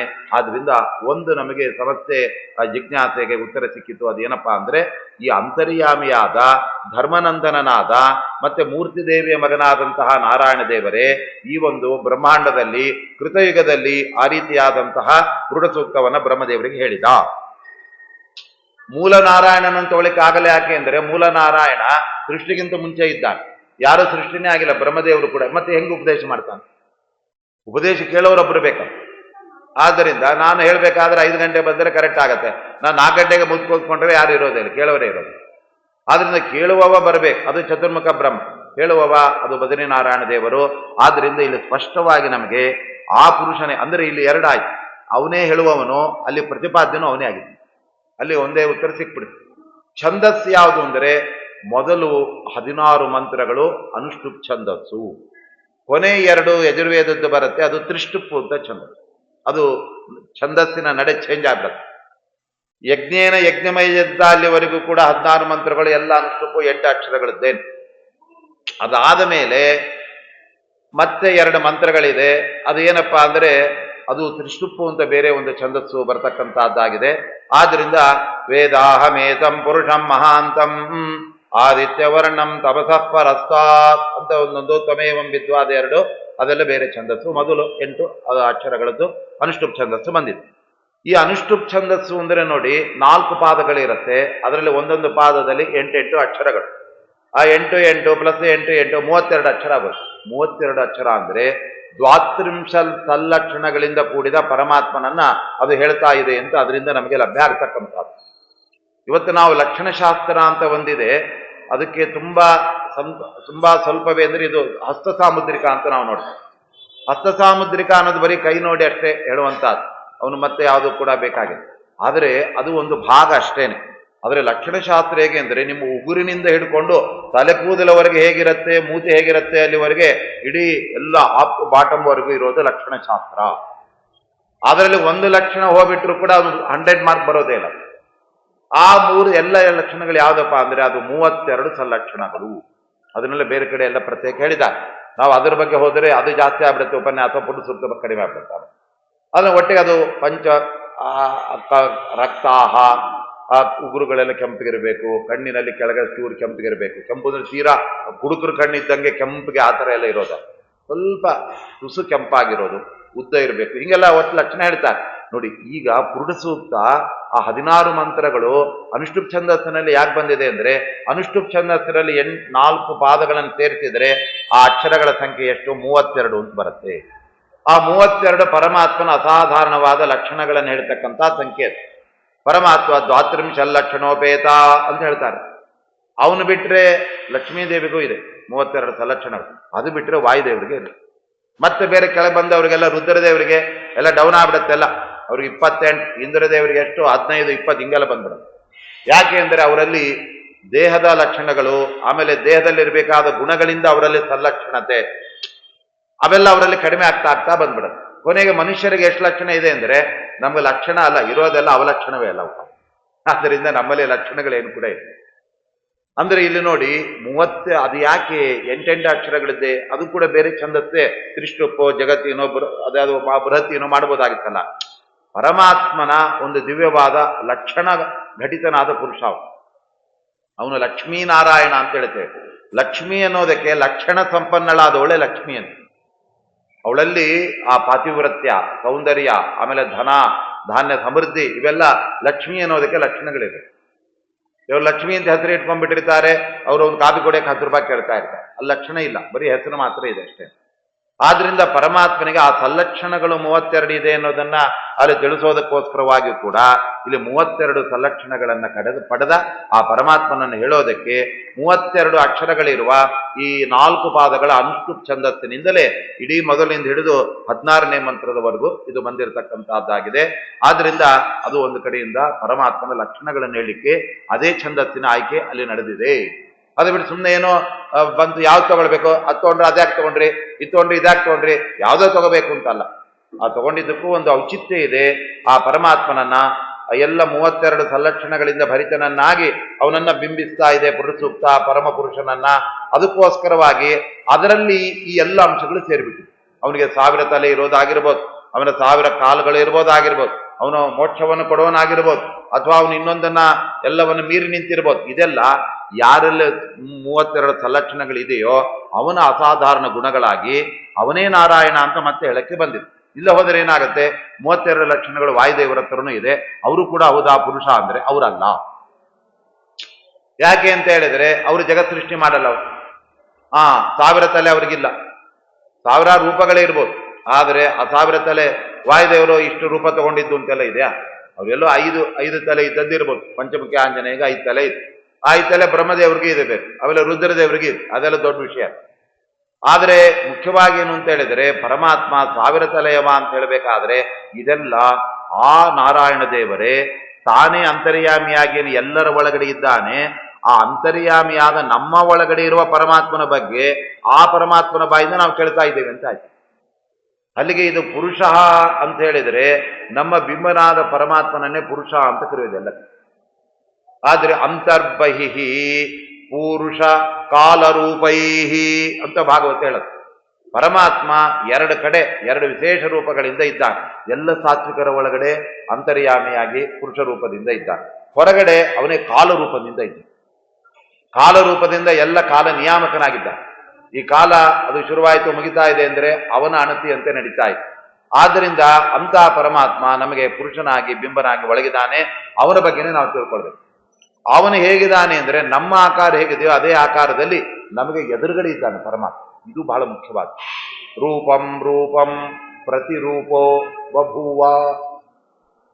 ನಮಗೆ 4 ದೇಹ ಇದೆ ಅಲ್ಲ, ಮೇಲ್ಗಡೆ ಸ್ಥೂಲ ದೇಹ, ಅದರ ಕೆಳಗಡೆ ಅನಿರುದ್ಧ ದೇಹ, ಅದರ ಕೆಳಗಡೆ ಲಿಂಗ ದೇಹ, ಅದರ ಕೆಳಗಡೆ ಸ್ವರೂಪ ದೇಹ ಅಂತ. ಆ ಸ್ವರೂಪ ದೇಹದಲ್ಲಿ ನಾವೆಲ್ಲ ಸಾತ್ವಿಕರಾದರೆ ಸಾತ್ವಿಕ ಸ್ವಭಾವವೇ ನಮ್ಮ ಸ್ವರೂಪ ಆಗಿರುತ್ತೆ. ಅದರ ಒಳಗಡೆ ಅದು ಅಪ್ರಾಕೃತ, ಅದಕ್ಕೆ ಹುಟ್ಟಿಲ್ಲ, ಅದಕ್ಕೆ ನಾಶ ಇಲ್ಲ, ಅನಾದಿ ಕಾಲದಿಂದ ಇದೆ ಸ್ವರೂಪ ದೇಹ. ಎಲ್ಲ ಸಾತ್ವಿಕರಿಗಿರತಕ್ಕಂತಹ ಸ್ವರೂಪ ದೇಹ, ಅದರಲ್ಲಿ ಪರಮಾತ್ಮ ಕೂತಿದ್ದಾನೆ. ಅದ್ರ ಮೇಲೆ ಅಷ್ಟೇ ಅನಾದಿ ಕಾಲದಿಂದ ಒಂದು ಲಿಂಗ ದೇಹ ಆವರ್ತವಾಗಿ ಬಂದು ಕೂತಾನೆ. ಬಂದಿದೆ ಅನ್ನೋದಕ್ಕಿಂತ ಇದೆ ಅಂತ ಅರ್ಥ. ಯಾವಾಗ ಬಂದಿದೆ ನಮಗೆ ಗೊತ್ತಿಲ್ಲ, ಅಸೃಜಾವಸ್ಥೆಯಿಂದ ಬಂದ್ಬಿಟ್ಟು. ಈಗ ತಾಯಿ ಗರ್ಭದಿಂದ ಮಗುವಿಗೆ ಮಚ್ಚೆ ಬಂದಾಗ ಕೆಲವು ಮಕ್ಕಳಿಗೆಲ್ಲ ಮುಖದಲ್ಲಿ ಇನ್ನೆಲ್ಲ ದೊಡ್ಡ ದೊಡ್ಡ ಮಚ್ಚೆ ಎಲ್ಲ ಬಂದ್ಬಿಡುತ್ತೆ ಅಂತ. ಇದು ಯಾವಾಗಿಂದ ಬಂತು? ಯಾವಾಗಿಂದ ಬಂತು ಅಂದ್ರೆ ಅದು ಹುಟ್ಟುವಾಗಿನಿಂದಲೇ ಬಂದಿದೆ. ತಾಯಿ ಗರ್ಭದಲ್ಲೇ ಅದು ಬಂದ್ಬಿಟ್ಟಿದೆ ಮಚ್ಚೆ. ಆದ್ದರಿಂದ ಅದು ಮಧ್ಯದಲ್ಲಿ ಬಂದದ್ದ, ಅದು ಹೋಗೋದು ಇಲ್ಲ, ಅದು ದೇಹ ಇರುವವರೆಗೂ ಇರುತ್ತೆ. ಅದು ಮಚ್ಚೆ ಎಲ್ಲ ಹೋಗೋದು, ಬೇರೆ ಎಲ್ಲ ಬಣ್ಣಗಳು ಬದಲಾಯಿಸ್ಕೋಬೇಕು. ಅಂದ್ರೆ ನಮಗೆ ನೋಡಿ ಅಸೃಜಾವಸ್ಥೆಯಿಂದ ಹಿಡಿದು ಎಷ್ಟೆಲ್ಲ ಸೃಷ್ಟಿಗಳೆಲ್ಲ ನಡೆದಾಗ ಗಿಡ ಮರಗಳಾಗಿ, ಇರುವೆಗಳು, ಕ್ರಿಮಿಕೀಟಗಳಾಗಿ, ಆಮೇಲೆ ಹಂದಿನಾಯಿಗಳೆಲ್ಲ ಆಗಿ, ಆಮೇಲೆ ಕೊನೆಗೆ ಈ ಮಾನವ ದೇಹ, ಒಳ್ಳೆ ವೈಷ್ಣವ ದೇಹ, ಮನುಷ್ಯ ದೇಹಕ್ಕೆ ಬಂದಿದ್ದೀವಿ ನಾವು. ಈ ಎಲ್ಲಾ ದೇಹಗಳಲ್ಲೂ ಕೂಡ ನಮಗೆ ಆ ಲಿಂಗ ದೇಹ ಇದೆ, ಅವ ಆವರ್ತವಾಗಿದೆ, ಅದು ನಮ್ಮನ್ನು ಬಿಟ್ಟು ಹೋಗಿದೆ. ಆದರೆ ಅಂತಹ ಆ ಸ್ವರೂಪ ದೇಹದಲ್ಲಿ ಪರಮಾತ್ಮ ಬಿಂಬನಾಗಿ ಕೂತ್ಕೊಂಡ್ಬಿಟ್ಟಿದ್ದಾನೆ ನಮ್ಮಿಂದ ಸಾಧನೆ ಮಾಡಿಸ್ಬೇಕು ಅಂತ. ಅವನು ಹೇಗೆ ಕೂತಿದ್ದಾನೆ ಅಂದ್ರೆ ನಾವ್ ಹಿಂಗೆ ಇದ್ರೆ ಅವನು ಹಿಂಗೆ ಕೂತಿದ್ದಾನೆ ಅಂತಲ್ಲ, ಅವನು ಎದುರು ಕೂತ್ಕೊಂಡ್ಬಿಟ್ಟಿದ್ದಾನೆ. ಕನ್ನಡಿ ಎದುರುಗಡೆ ನಾವು ನಿಂತ್ಕೊಂಡಾಗ, ಈಗ ಕನ್ನಡಿಯಲ್ಲಿ ನಮ್ಮ ಪ್ರತಿಬಿಂಬ ಕಾಣಬೇಕಾದ್ರೆ ಈ ಕನ್ನಡಿ ಇಟ್ಕೊಂಡ್ಬಿಡೋದು, ನಾವು ಹಿಂಗೆ ಪಕ್ಕ ಕೂತ್ಕೊಂಡ್ಬಿಡೋದು, ಬರುತ್ತಾ ನಮ್ಮ ಪ್ರತಿಬಿಂಬ? ಬರಲ್ಲ, ಎದುರುಗಡೆ ಇರ್ಬೇಕು, ಅದು ಪ್ರತಿಯಾಗಿ ಎದುರುಗಡೆ ಇರ್ಬೇಕು. ನಮ್ಮ ಎದುರುಗಡೆ ಕರೆಕ್ಟ್ ಇರ್ಬೇಕು, ಅದು ಅರ್ಧ ಇದ್ದ ಅರ್ಧ ಕೂತಿಗೆ ಬರುತ್ತೆ ಅಷ್ಟೇ. ಆಮೇಲೆ ನಮಗೆ ಸರಿಯಾಗಿ ನಿಂತರೆ, ನಮಗೆ ಕನ್ನಡಿ ಮುಖ ಕಾಣುವಂತೆ ಇದ್ರೆ ಆ ಕನ್ನಡಿಯಲ್ಲಿ ಬೀಳೋದು ನಮ್ಮ ಪ್ರತಿಬಿಂಬ. ಅದಕ್ಕೆ ಎದುರಿರೋದು ಯಾವುದು? ನಮ್ಮ ಬಿಂಬ. ಇದು ನಿಮ್ಗೆ ಹಿಂಗೆ ತಾನೆ. ಅದೇ ತರ ಪರಮಾತ್ಮ ರೂಪಂ ರೂಪಂ ಪ್ರತಿರೂಪೋ ಬಭೂವ. ಎಷ್ಟೆಷ್ಟು ಜನ ಸಾತ್ವಿಕರಲ್ಲಿ ಇದ್ದಾರೆ, ಅವ್ರು ಹೆಣ್ಮಕ್ಳೇ ಆಗಿರ್ಲಿ ಗಂಡ್ಮಕ್ಳೇ ಆಗಿರ್ಲಿ, ಎಲ್ರಿಗೂ ಬಿಂಬನಾಗಿದ್ದಾನೆ ಪರಮಾತ್ಮ. ಹೆಂಗಸನಿಗೆ ಎಲ್ಲ ಹೆಣ್ಣು ರೂಪದಿಂದ ಎದುರುಗಡೆ ಬಿಂಬನಾಗಿದ್ದಾನೆ. ಅವನೇ ಮೋಹಿನಿ ಅಂತ ಆ ಪರಮಾತ್ಮನ ಹೆಸರು. ಭಗವಂತ ಹೆಣ್ಣು ರೂಪ ಅವನು ತಗೊಂಡಿದ್ದು ಮೋಹಿನಿಯಾಗಿ ತಗೊಂಡಲ್ಲ, ಅದೇ ರೂಪದಿಂದ ಲಕ್ಷ್ಮೀದೇವಿಯಿಂದ ಹಿಡಿದು, ಲಕ್ಷ್ಮೀದೇವಿಗೂ ಪರಮಾತ್ಮ ಬಿಂಬನೆ, ಅವಳಿಗೆ ಹೆಣ್ಣಾಗಿ ಬಿಂಬನಾಗಿದ್ದ. ನಾವೆಲ್ಲ ಗಂಡಸರಾದರೆ ನಮಗೆ ಪರಮಾತ್ಮ ಅವನು ಗಂಡು ರೂಪದಿಂದ ಬಿಂಬನಾಗಿದ್ದಾನೆ. ಯಾಕೆ ಅಂದರೆ ನೀವು ಹೇಗಿದ್ದೀರೋ ಹಾಗೆ ಅಂತ ಇರಿಸಬಹುದು. ಆದ್ದರಿಂದ ಸ್ತ್ರೀಯರಿಗೆ ಸ್ತ್ರೀಮುಖದಿಂದಲೇ ಅವರಿಗೆ ಬಿಂಬ. ಅದಕ್ಕೆ ಲಕ್ಷ್ಮೀದೇವಿ ತನಗೆ ಬಿಂಬ ಆ ಪರಮಾತ್ಮ ಮೋಹಿನಿ ಅಂತ ಅವಳೇ ಹೆಸರು ಇಟ್ಬಿಟ್ಟಿದ. ಆಯ್ತು, ಈಗ ನಮಗೆ ಆ ಪರಮಾತ್ಮ ನಮಗೆ ಬಿಂಬನಾಗಿ ಏನಿದ್ದಾನಲ್ಲ, ಆ ಪುರುಷನೇ ನಮ್ಮ ಒಳಗಡೆ ಇದ್ದಾನಲ್ಲ, ಅವನ ಬಗ್ಗೆನೇ ಇದೆಲ್ಲ ಹೇಳ್ತಾ ಇದ್ದಾರೆ 16+2 ಮಂತ್ರಗಳಲ್ಲಿ ಅಂತ ಹೇಳಿದ್ರೆ, ಇದು ನಾವು ಅವಶ್ಯ ತಿಳ್ಕೊಳ್ಬೇಕಾದ್ದು ಅಂತ ಆಯ್ತು. ಯಾಕೆ ನಮ್ಮ ಒಳಗಡೆ ಇದ್ದವನ ಬಗ್ಗೆ ಹೇಳ್ತಾ ಇದ್ದೆ. ನಮ್ಮನೆಯಲ್ಲೇ ಇದ್ದವರ ಬಗ್ಗೆ ಒಂದು ವಿಷಯ ಬಂತು ಅಂದ್ರೆ ನಾವು ಅಲರ್ಟ್ ಆಗ್ಬಿಡ್ತೇವೆ. ಹೌದಾ, ಅವನಾ ಏನು ಅಂತ ಹೇಳ್ತೀವಿ. ಅದಕ್ಕೆ ಇದು ಯಾವುದೋ ಪುರುಷನನ್ನು ಹೇಳ್ತಾ ಇದ್ದೆ, ಎಲ್ಲೋ ವೈಕುಂಠದಲ್ಲಿರುವ ಪರಮಾತ್ಮನ ಬಗ್ಗೆ ಹೇಳ್ತಾ ಇದ್ದೆ. ವೈಕುಂಠದಲ್ಲಿರುವ ಪರಮಾತ್ಮ ಇವನು ಬೇರೆ ಅಂತ ಅರ್ಥ ಅಲ್ಲ, ಅವನೇ ಇವನು, ಎಲ್ಲ ಭೇದ ಇದೆ, ಅದು ಬೇರೆ. ಆದರೆ ನಮಗೆ ನಾವು ಅಲರ್ಟ್ ಆಗಕ್ಕೆ, ನಾವು ಅದರ ಬಗ್ಗೆ ತುಂಬಾ ಉತ್ಸುಕತೆ ತೋರಿಸೋದಕ್ಕೆ ಯಾರೋ ಪುರುಷ ಅಲ್ಲರಿ, ನಿಮ್ಮ ಒಳಗಡೆ ಬಿಂಬನಾಗಿರುವ ಆ ಪುರುಷ ರೂಪಿಯಾದ ಪರಮಾತ್ಮನ ಬಗ್ಗೆನೆ ಈ ಹೊರಗಡೆ ಅವತಾರ ಮಾಡಿದ ನಾರಾಯಣ ದೇವರು ಹೇಳಿದ್ದು. ಹಾಗಾದ್ರೆ ಯಾವ ಬಿಂಬನಿಂದ ನಾವು ಎಲ್ಲ ಕೆಲಸಗಳನ್ನು ಮಾಡ್ತಾ ಇದ್ದೇವೋ ಆ ಬಿಂಬನ ಬಗ್ಗೆ ತಿಳ್ಕೋಬೇಕು ಅಂತ ಆಯ್ತೀವಿ ನಾವು. ಅದು ಪುರುಷ ಸೂಕ್ತದಿಂದಲೇ ತಿಳ್ಕೊಳ್ಬೇಕು. ಅಲ್ಲಿ ಹೇಳಿದ ಮಹಿಮೆಯಿಂದಲೇ ಅವನನ್ನು ತಿಳ್ಕೊಳ್ಬೇಕು. ಯಾಕಂದ್ರೆ ಅದನ್ನು ಮುಂದೆ ಅವ್ರು ಹೇಳ್ತಾರೆ, ತಮೇವಂ ವಿದ್ವಾನ್ ಅಮೃತ ಇಹ ಭವತಿ ಅಂತ ಹೇಳ್ಬಿಟ್ಟಿದ್ದಾರೆ. ತಮ್ ಅಂದ್ರೆ ಈ ಒಳಗಡೆ ಇರುವ ಬಿಂಬನನ್ನ ಏವಂ ವಿದ್ವಾನ್ ಹಿಂಗೆ ತಿಳ್ಕೊಳ್ಬೇಕು. ಅವನು ಸಹಸ್ರಾಕ್ಷ ಸಹಸ್ರ ಶೀರ್ಷ ಹಂಗೆ ತಿಳ್ಕೊಳ್ಬೇಕು. ಯಾಕೆಂದ್ರೆ ಯಾವ ವೇದಗಳಲ್ಲಿ ಬರದೇ ಇರುವ ಅಪೂರ್ವವಾದ ವಿಚಾರಗಳಲ್ಲಿ ಇಲ್ಲಿ ಬಂದಿದೆ. ಅದೊಂದು ಅಪೂರ್ವವಾದ ವಿಚಾರಗಳಿಂದ ಒಳಗೊಂಡು ಪರಮಾತ್ಮನೇ ಹೇಳಿದ್ದರಿಂದಾಗಿ ಈ ತರನೇ ಪರಮಾತ್ಮನನ್ನ ನಾವು ತಿಳ್ಕೊಳ್ಬೇಕು. ಆದ್ದರಿಂದಾಗಿ ನಮಗೆ ಆ ಭಗವಂತ ತನ್ನ ಮಹಿಮೆಯನ್ನ ತಾನೇ ಸ್ಪಷ್ಟವಾಗಿ ಅವನು ಹೇಳಿಬಿಟ್ಟಿದ್ದಾನೆ. ಆದ್ರಿಂದ ನೋಡಿ, ಒಂದು ಕಡೆಯಿಂದ ಪರಮಾತ್ಮ ತಾನು ಸೃಷ್ಟಿ ಮಾಡಿದ ಬ್ರಹ್ಮದೇವರಿಂದ ಅವರ ವಂಶದಲ್ಲೇ ಮತ್ತೆ ತಾನೇ ಅವತಾರ ಮಾಡಿ ಬಂದ ನಾರಾಯಣ ಅಂತ ಹೇಳಿಬಿಟ್ಟು ಬದರಿ ನಾರಾಯಣ, ಆಮೇಲೆ ಧರ್ಮನಂದನ ನಾರಾಯಣ ಅಂತ, ಆಮೇಲೆ ಆ ಒಂದು ಪರಂಪರೆಯನ್ನು ತಾನೇ ಬೆಳೆಸ್ತಾ ಇದ್ದ. ಆದ್ರಿಂದಾಗಿ ಆ ಪರಮಾತ್ಮ ಅವನು ದಕ್ಷ ಪ್ರಜಾಪತಿಯನ್ನ ಅಲ್ಲಿ ಸೃಷ್ಟಿ ಮಾಡಿದ್ಯಾರು? ಈ ಮೂರ್ತಿ ದೇವಿ, ಈ ಅಪ್ಪ ಅಂದ್ರೆ ಈ ಬದರಿನಾರಾಯಣ ದೇವರಿಗೆ ಅಜ್ಜ ಆಗಬೇಕು. ಬದರಿನಾರಾಯಣ ಏನು ಪುರುಷ ಸೂಕ್ತವನ್ನು ಹೇಳಿದಾನೆ. ಆ ಧರ್ಮನಂದನನಿಗೆ ದಕ್ಷ ಪ್ರಜಾಪತಿ ಯಾರಾಗಬೇಕು ಅಂದ್ರೆ ಅವನು ಅಜ್ಜ, ತನ್ನ ತಾಯಿಯ ತಂದೆವು. ಆ ದಕ್ಷ ಪ್ರಜಾಪತಿ ಹುಟ್ಟಿದ್ದೇಗೆ? ಅವನು ಅಂಗುಷ್ಠ ದಕ್ಷ ಜಗ್ರೆ ಅಂತ ಹೇಳಿ ಬ್ರಹ್ಮದೇವರಿಂದ ಹುಟ್ಟಿದ್ದವು. ಬ್ರಹ್ಮದೇವರಿಗೆ 10 ಜನ ಋಷಿಗಳು ಹುಟ್ಟಿದ್ರು. ಮರೀಚ್ಛತ್ರಾದಯ ಪುತ್ರಾಹ ಅಭೂವನ್ ಪರಮೇಷ್ಠಿನಃ ದಕ್ಷೋಪಿ 10 ಮಂದಿಯಲ್ಲಿ ಕೊನೆಗೆ 10ನೇವನೇ ದಕ್ಷ. ಆದ್ದರಿಂದ ಆ ದಕ್ಷನಿಗೆ 16 ಜನ ಹೆಣ್ಮಕ್ಳು ಹುಟ್ಟಿದಾಗ ಅವರ ಪೈಕಿ ಆ ಮೂರ್ತಿ ದೇವಿಗೆ ಮಗನಾಗಿ ಪರಮಾತ್ಮ ಬಂದಿದ. ಅಂದ್ರೆ ದೇವರು ತಾನೇ ಎಲ್ಲ ಬ್ರಹ್ಮದೇವರನ್ನು ಸೃಷ್ಟಿ ಮಾಡಿ ಅನಂತರ ದಕ್ಷ ಪ್ರಜಾಪತಿ ಬ್ರಹ್ಮದೇವರಿಂದ ಹುಟ್ಟಿ ಆಮೇಲೆ ಅಲ್ಲಿ ಆ ಮಗಳು ಹುಟ್ಟಿದಾಗ ಅವಳಲ್ಲಿ ತಾನು ಅವತಾರ ಮಾಡ್ತಾ ಇದ್ದಾನೆ. ಯಾಕೆ ಅಂದ್ರೆ ಡೈರೆಕ್ಟ್ ಆಗಿ ಹೇಳ್ಬೋದಿತ್ತಲ್ಲ, ಅಂದ್ರೆ ಅವ್ರು ತಪಸ್ ಮಾಡಿದ. ಅವ್ರು ತಪಸ್ಸನ್ನ ಮಾಡಿ, ಸ್ವಾಮಿ ನನಗೆ 4 ರೂಪದಿಂದ ನೀನು ಅವತಾರ ಮಾಡಬೇಕು, ಅನುಗ್ರಹ ಮಾಡು ಅಂತ ಕೇಳಿದ್ದಕ್ಕೆ ದಕ್ಷನಿಗೆ ಅಲ್ಲಿ ಮಗಳು ಮೂರ್ತಿ ದೇವಿ ಬಂದು ಆ ಮೂರ್ತಿ ದೇವಿಯನ್ನ ಯಮಧರ್ಮ ಅಂತ ಧರ್ಮ ಅವನು ಮದುವೆ ಮಾಡ್ಕೊಂಡ. ಅಲ್ಲಿ ಮೂರ್ತಿ ದೇವಿಗೆ ಪರಮಾತ್ಮ ಅಲ್ಲಿ ಬಂದ. ಯಾಕೆ ಅಂದ್ರೆ ಯಮದೇವರು ಅಂದ್ರೆ ಯಾವಾಗಲೂ ಕೂಡ ಧರ್ಮನಿಷ್ಠರಾಗಿರ್ತಕ್ಕಂಥ, ಅವ್ರ ಅಧರ್ಮವನ್ನು ಯಾವತ್ತೂ ಮಾಡಿದವರಲ್ಲ. ಪರಮಾತ್ಮ ನಮಗೆ ಹತ್ತಿರ ಬರಬೇಕಾದ್ರೆ, ಮಗನಾಗಿ ಬರಬೇಕಾದ್ರೆ ನಾವು ಪ್ರಾಮಾಣಿಕವಾಗಿ ಶುದ್ಧ ಮನಸ್ಸಿನಿಂದ ನಾವು ಧರ್ಮವನ್ನು ಮಾಡಬೇಕು. ಅದು ಬಿಟ್ಟು ಧರ್ಮದ ಆಡಂಬರ ಮಾಡುವುದಲ್ಲ, ಹೊರಗಡೆ ಹಾರಾಡೋದು ಒಳಗಡೆ ಏನಿಲ್ಲ, ಹಾಗಲ್ಲ. ಅವನು ತ್ರಿಕರಣ ಶುದ್ಧಿ ಪೂರ್ವಕವಾಗಿ ಧರ್ಮವನ್ನ ಆಚರಣೆ ಮಾಡಿದರೆ ಅವನಿಗೆ ಪರಮಾತ್ಮ ಬರ್ತಾನೆ ಮಗನಾಗಿ. ನೋಡಿ, ಅದೇ ಬೇರೆಯವರೆಲ್ಲ ಅಂಥ ಧರ್ಮವನ್ನು ಆಚರಣೆ ಮಾಡಲಿಲ್ಲ. ಧರ್ಮರಾಜನಿಗೆ ಎಷ್ಟು ಧರ್ಮ ಪ್ರಜ್ಞೆ ಅಂತ ಹೇಳಿದ್ರೆ, ಅವನು ಯಾವುದೇ ಸಂದರ್ಭದಲ್ಲೂ ನಾವು ಅಪ್ಪಿತಪ್ಪಿ ಅಧರ್ಮ ಮಾಡಬಾರ್ದಪ್ಪ. ಅವ ಪರಮಾತ್ಮ ನೋಡಿದ, ಇವನೇ ಸರಿ ಇದ್ದಾನೆ, ಇವನು ಧರ್ಮ ರಕ್ಷಣೆ ಮಾಡುವವ, ನಾನು ಅವತಾರ ಮಾಡೋದು ಪರಿತ್ರಾಣಾಯ ಸಾಧೂನಾಂ, ಧರ್ಮ ರಕ್ಷಣೆಗೆ, ಅದಕ್ಕೆ ಅವನಿಗೆ ಮಗನಾಗಿ ಬರ್ತೇನೆ. ಆದ್ದರಿಂದ ದೇವರೇ ಮಗನಾಗಿ ಬರಬೇಕಾದ್ರೆ ನಾವು ಹೆಚ್ಚೆಚ್ಚು ಧರ್ಮಾಚರಣೆ ಮಾಡಲೇಬೇಕು ಅಂತೇನಿಲ್ಲ. ನೀವು ಅಧರ್ಮ ಮಾಡ್ತೀರಾ ಮಾಡಿ, ಆವಾಗ ದುರ್ಯೋಧನ ಅಂತ ಮಗ ಹುಡ್ತಾನ ಆಮೇಲೆ. ಆದ್ದರಿಂದಾಗಿ ಗಾಂಧಾರಿ ಮತ್ತೆ ಈ ಧೃತರಾಷ್ಟ್ರ ಬರೀ ಅಧರ್ಮ ಮಾಡಿದ್ದೆ, ಬರೀ ಪಾಂಡವರ ಮೇಲೆ ದ್ವೇಷ ಮಾಡೋದು, ಒಳಗೊಳಗೆ ಅವ್ರ ಮೇಲೆ ಭೀಮಸೇನ ಮೇಲೆ ದ್ವೇಷ ಕೆಂಡ ಕಾರೋದು, ಅದಕ್ಕೆ ಅವೆಲ್ಲ ಮೊದಲಿಂದಲೇ ಇತ್ತು. ಅದರಿಂದಾಗಿ ಎಂತ ಮಗ ಹುಟ್ಟಿದ ಅಂತ ಇವನ್ನೇ ಬೈಯುವಂತ ಮಗ ಹುಟ್ಟಿದ, 106 ಜನ ಹುಟ್ಟಿದ. ಆದ್ರಿಂದ ಇವತ್ತು ನಾವು ತಿಳ್ಕೊಳ್ಬೇಕಾದದ್ದು, ಧರ್ಮವನ್ನ ನಾವು ಮಾಡಿದ್ದರಿಂದ ಸಮಾಜವೇ ನಮಗೆ ದೊಡ್ಡ ಸ್ಥಾನ ಕೊಡಲ್ಲ, ಅಥವಾ ಧರ್ಮ ಮಾಡೋರನ್ನೇ ಬೈಯೋರು ಇದ್ದಾರೆ. ಇವತ್ತು ತುಂಬಾ ಮಡಿ ಮಾಡ್ತಾರೆ, ಪೂಜೆ ಮಾಡ್ತಾರೆ ಅಂದ್ರೆ ಅಯ್ಯೋ ಅವರೊಂದು ಬರ್ತಾರೆ ಬೇಡ್ರಿ ಅವ್ರು ಕಳಿಸಿ ಅಂತಾರ. ಅವ್ರಿಗೆಲ್ಲ ಹೆಂಗೆ ಅಂದ್ರೆ ಮಡಿ ಮಾಡಿದ ಹಂಗಂದ್ರೆ ಹಂಗೆ ತಿನ್ನೋರು ಅಂದ್ರೆ ಅವ್ರಿಗೆ ಇಷ್ಟ ಇಲ್ಲ. ಆದ್ರಿಂದ ಹಾಗೆ ಒಬ್ಬ ಕಳ್ಳನಿಗೆ ಇನ್ನೊಬ್ಬ ಕಳ್ಳನೇ ಇಷ್ಟ ಆಗ್ತಾನೆ, ಅವನು ಮಹಾಧರ್ಮ ಅಂತ ಆಗ್ತಾನೆ. ಅದು ಬಿಟ್ಟು ಪ್ರಾಮಾಣಿಕ ಬಂದ್ರೆ ಇವನ್ಯಾಕ್ರಿ ಕಳೆದಿದ್ದೀರಾ ಅಂತ ನಾವು. ಹಾಗೆ ಕಲಿಗೆ ಅಧಾರ್ಮಿಕರಿಗೆ ಇಷ್ಟ, ಆದ್ರೆ ಧರ್ಮ ಪರಮಾತ್ಮನಿಗೆ ಇಷ್ಟ. ನಾವು ಅವನಿಗೆ ಮೆಚ್ಚುಗೆ ಆಗತ್ತೆ ಅಂತ ಮಾಡಬೇಕೇ ಹೊರತು ಕೆಲವು ಧರ್ಮಾಚರಣೆ ನಮಗೆ ಕಷ್ಟ ಆಗುತ್ತೆ, ನಮ್ಮ ಮನೆಯಲ್ಲಿ ವಿರೋಧಗಳು ಇರ್ಬೋದು. ಆದರೆ ಆ ಸಂದರ್ಭದಲ್ಲಿ ಪರಮಾತ್ಮನಿಗೆ ಅದು ಮೆಚ್ಚುಗೆ ಆಗತ್ತೆ ಅಂತ ಮಾಡಿದ್ರೆ ದೇವ್ರು ನಮ್ಮನ್ನು ಕೈ ಹಿಡಿದ್ಬಿಡ್ತಾರೆ. ಯಾಕೆಂದ್ರೆ ಅಧರ್ಮ ಮಾಡಿ ಅಂತ ಹೆಣ್ಮಕ್ಳು ಹೇಳ್ಬೋದು, ಹೆಂಡತಿ ಇರ್ಬೋದು, ಮಕ್ಕಳು ಹೇಳ್ಬೋದು, ಇವೆಲ್ಲ ಕಾಮನ್ ರೀ, ಇವೆಲ್ಲ ಮಾಡಬೇಕು, ಲಂಚ ತಗೊಳ್ಳಿ, ಸುಳ್ಳು ಹೇಳ್ರಿ, ಇಲ್ಲ ಅಂತೇಳಿ ಅದೆಲ್ಲ ಒಂದು ಮಾಡಿದರೂ ಕೂಡ ನಮ್ಮ ಶುದ್ಧತೆಗೆ ಲೋಪ ಆಗ್ತದೆ. ಅವ ಪರಮಾತ್ಮ ನೀನ್ 90% ಧರ್ಮ ಅಂತೀಯ, 10 ಅಧರ್ಮ ಅಂತೀಯ, ಅನುಗ್ರಹ ಮಾಡಲ್ಲ ಅಂತ. ಆದ್ರಿಂದ ಇಲ್ಲಿ ನೋಡಿ, ಧರ್ಮನಿಗೆ ಯಾಕೆ ಬಂದ ಅಂದ್ರೆ ಅಲ್ಲಿ ಒಂದು ಸಂದೇಶ ಇಟ್ಟಿದ್ದಾನೆ ಅಲ್ಲಿ ಪರಮಾತ್ಮ. ಯಾಕೆ ಅಂದ್ರೆ ಮೂರ್ತಿ ದೇವಿ ಅಂತ ಹೇಳಿದ್ರೆ ಆ ಪರಮಾತ್ಮನ ಮೂರ್ತಿಯನ್ನ ಪೂಜೆ ಮಾಡ್ತಕ್ಕಂಥವರಾಗಿ, ಜೊತೆಗೆ ಧರ್ಮದಲ್ಲೂ ಕೂಡ ನಿಷ್ಠೆ ಇರ್ತಕ್ಕಂಥವರಾದರೆ ಅಲ್ಲಿ ನಾರಾಯಣ ಬರ್ತಾನೆ. ಆದ್ರಿಂದ ನಮಗೆ ಮೂರ್ತಿ ಪೂಜೆ ಮಾಡಿ ಅಂದ್ರೆ ಅದೆಲ್ಲ ಆಗಲ್ಲ ರೀ, ನಾವು ಮೂರ್ತಿ ಪೂಜೆ ಇಲ್ಲ, ಯಾಕಂದ್ರೆ ದೇವರಿಗೆ ಆಕಾರವೇ ಇಲ್ಲ, ಹಿಂಗೆಲ್ಲ ತಿಳ್ಕೊಂಡ್ ಬಿಟ್ಬಿಡೋದು. ಆಕಾರ ಇಲ್ಲ ಅಂತ ಯಾರು ಹೇಳಿದ್ದಾರೆ? ಅವನಿಗೆ ಅಪ್ರಾಕೃತ ಆಕಾರ ಇದೆ, ಭೌತಿಕ ಆಕಾರ ಇಲ್ಲ ಅಂತ ಹೇಳಿದ್ದಪ್ಪ. ಭೌತಿಕ ಆಕಾರ ಇಲ್ಲ ಅಂತ ಹೇಳಿದ್ದಕ್ಕೆ ಅವನಿಗೆ ಆಕಾರವಿಲ್ಲ ಅಂತ ಹೇಳ್ಬಿಡೋದು. ನೋಡಿ, ನಾನೇನು ತಗೊಳ್ಳಲ್ಲ ರೀ ಅಂದ್ರೆ ಇಲ್ಲಿ ತಗೊಳ್ಳಲ್ಲ ಅಂತ ಅರ್ಥ, ಇಲ್ಲಿ ಮಡಿ ಇಲ್ಲ ತಗೊಳ್ಳಲ್ಲ ಅಂತ ಅವನ್ನೆಲ್ಲ ಹೇಳಿದ್ದಾರೆ. ಅವ್ರು ಏನು ತಗೊಳ್ಳಲ್ಲ ಅಂತ್ರಿ, ಇನ್ನೆಲ್ಲೂ ಕೊಡ್ಬೇಡ್ರಿ, ಕೊಡೋರಿಗೆಲ್ಲ ಅಡ್ಡ ಹಾಕ್ಬಿಟ್ರಿ ಅಂತ ಆಗ್ತದೆ. ಆಮೇಲೆ ಅವನು ಹೇಳೋದು ನಾನು ಇಲ್ಲಿ ತಗೊಳ್ಳಲ್ಲ ಅಂತ ಹೇಳ್ತಾನೆ. ಪರಮಾತ್ಮನಿಗೆ ಈ ಆಕಾರ ಇದೆ, ಅವನು ಭೌತಿಕ ಆಕಾರ ಇದೆ, ಅಪ್ರಾಕೃತವಾದ ಆಕಾರ ಇದ್ದೇ ಇದೆ. ಆದ್ರಿಂದಲೇ ಪರಮಾತ್ಮನ ಮೂರ್ತಿಗಳು. ಅದಕ್ಕೆ ಇದನ್ನ ನೋಡ್ಕೊಂಡ್ಬಿಟ್ಟು ರಾಮಾನುಜ ಮತದವರು ಎಷ್ಟು ಅದಕ್ಕೆ ಅವರು ಎಡಿಟ್ ಆಗ್ಬಿಟ್ಟು ಹೇಳ್ಬಿಟ್ರು ಅಂದ್ರೆ ಅರ್ಚಾವತಾರು ಅವತಾರ ಅಂತ ಹೇಳ್ಬಿಟ್ಟು, ಪ್ರತಿಮೆಗಳೆಲ್ಲ ಅವತಾರ ಅಂತ ಹೇಳ್ಬಿಟ್ಟು. ಪ್ರತಿಮೆಗಳೆಲ್ಲ ಅವತಾರ ಅಂತ ಹೇಳಕ್ಕಾಗಲ್ಲ, ಆದ್ರೆ ಅದು ಜಡ ವಸ್ತು, ಅದು ಸುಮ್ಮನೆ ಒಂದು ಆಕಾರ ಅಷ್ಟೇ. ಅಲ್ಲಿದ್ದಾನೆ ಪರಮಾತ್ಮ ಅಂತ ತಗೊಳ್ಳದೆ ಹೊರತು ಅದೇ ಪರಮಾತ್ಮ ಅದು ಕೈ ಮುರಿದೋಗುತ್ತೆ. ಹಾಗಾದ್ರೆ ಪರಮ ಕೈ ಮುರಿದೋಗ್ಬಿಡುತ್ತೆ, ಆಮೇಲೆ ಅದಕ್ಕೆಲ್ಲ ನಾಶ ಇದೆ. ಅದೆಲ್ಲ ಪ್ರಾಕೃತ ಯಾವನೋ ಹಿಡ್ಕೊಂಡು ಹೊಡೆದು ಮಾಡ್ತಾ ಇರ್ತಾರೆ.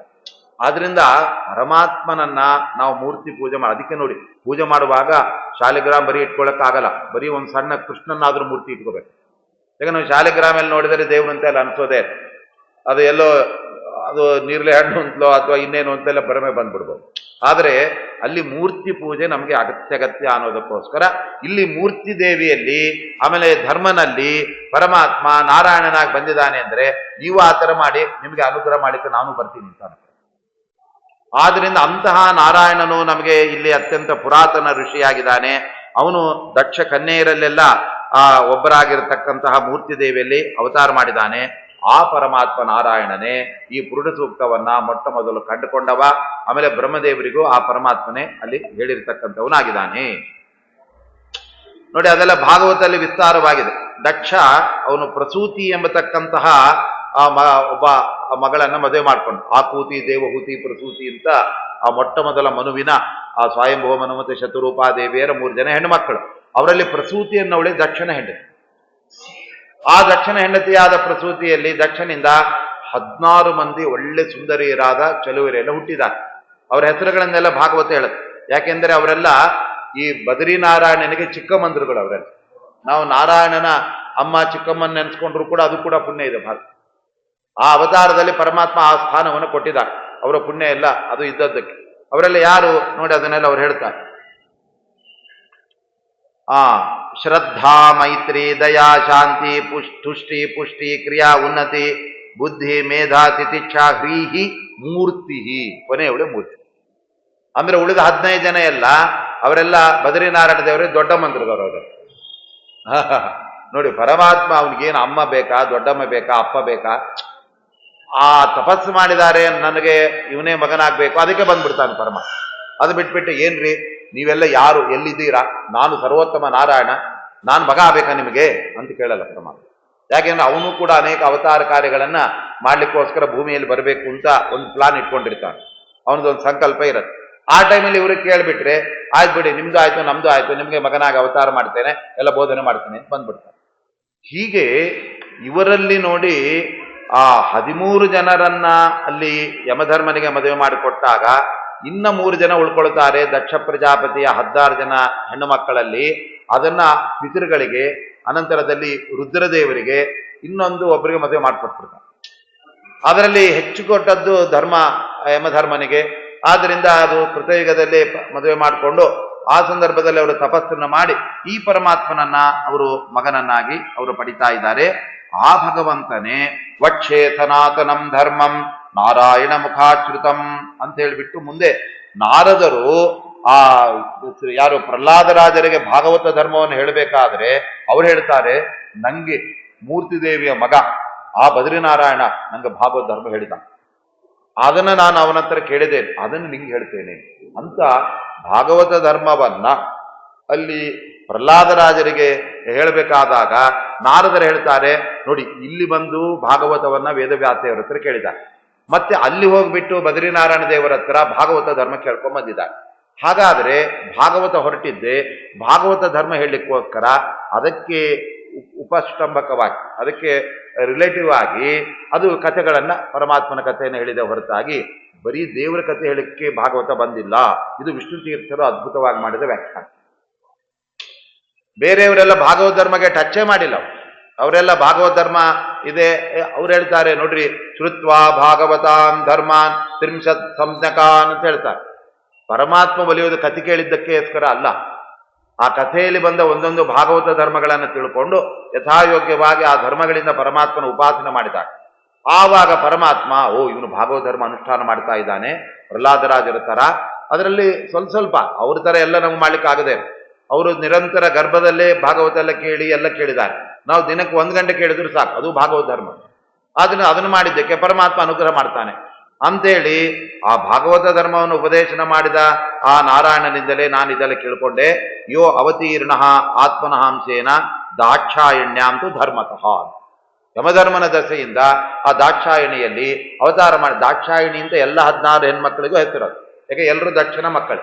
ಪ್ರತ್ಯೇಕವಾಗಿ ಶಿವನ ಹೆಂಡತಿ ಅವಳು ದಾಕ್ಷಾಯಣಿ ಅಂತಾಗಿದ್ದು, ಅದು ಗಲಾಟೆ ಆಗಿ ಆ ದೇಹ ಬಿಟ್ಬಿಟ್ಲು. ಆಮೇಲೆ ಪರ್ವತ ರಾಜಕುಮಾರಿಯಾಗಿ ಪಾರ್ವತಿ ಅಂತ ಆಗ್ತದೆ. ಅವಳು ಹಿಂದಿನ ಜನ್ಮದಲ್ಲಿ ದಾಕ್ಷಾಯಣಿ ಆಗಿತ್ತು. ಅವಳು ಸಿಟ್ಟು ಬಂದ್ಬಿಡ್ತಂತೆ, ನಮ್ಮ ಯಜಮಾನರಿಗೆ ನಮ್ಮ ಅಪ್ಪ ದಕ್ಷ ಪ್ರಜಾಪತಿ ಇಷ್ಟು ಅವಮಾನ ಮಾಡ್ತಾ ಇದ್ದಾನೆ, ಇದನ್ನು ಹೆಂಗೆ ನಾನು ಸಹಿಸ್ಕೋಬೇಕು?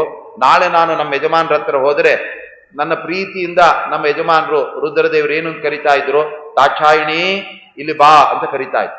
ಆದ್ರೆ ಆ ದಕ್ಷಿಣ ಮೇಲೆ ನಮ್ಮ ಅಪ್ಪನ ಮೇಲೆ ಸಿಟ್ಟು ಬಂದದ್ದಕ್ಕೆ ಈ ಹೆಸರು ಇರಬಾರ್ದು, ಅದಕ್ಕಾಗಿ ಈ ದೇಹನೂ ಇರಬಾರ್ದು, ನನ್ನ ಯಜಮಾನರಿಗೆ ಬಾಧಕ ಮಾಡಿದ್ದಕ್ಕೆ ಅಂತ ದೇಹ ಬಿಟ್ಕೊಂಡ್ಬಿಟ್ಟ. ನೋಡಿ ಎಷ್ಟು ಗಣ್ಣ ಮೇಲೆ ಬಂತು.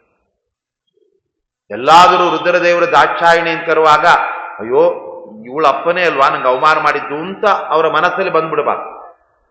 ಅದು ಬಂದರೂ ನೋವಾಗ್ಬಿಡತ್ತಲ್ಲ ಪಾಪ ರುದ್ರದೇವರಿಗೆ.